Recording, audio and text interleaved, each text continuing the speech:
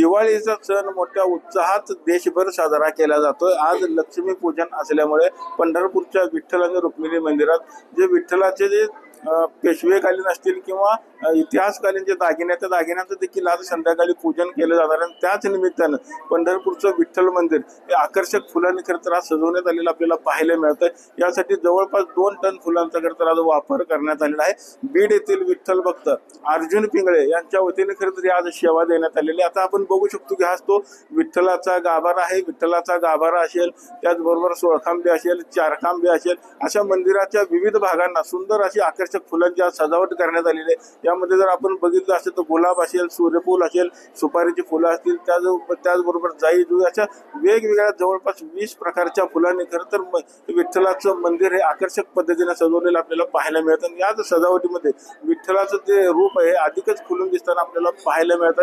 आणि याच विठ्ठलाच्या दर्शनाकरता किंवा विठ्ठलाचा आशीर्वाद घेण्याकरता खरं तर आज हे लक्ष्मीपूजन आणि दिवाळीचे दिवस असल्यामुळे भाविकांनी खरं तर मोठी गर्दी केलेली आपल्याला पाहायला मिळत आहे। राज्यभरातून लाखोच्या संख्येने भाविक खरं तर पंढरपूर दिवाळीच्या सणानिमित्त येत असतात।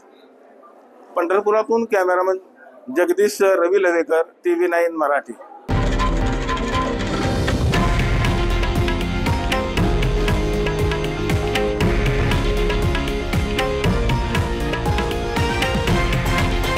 हे आहे देशातील नंबर 1 न्यूज नेटवर्क आणि आपण पाहत आहात TV9 मराठी, एकमेव।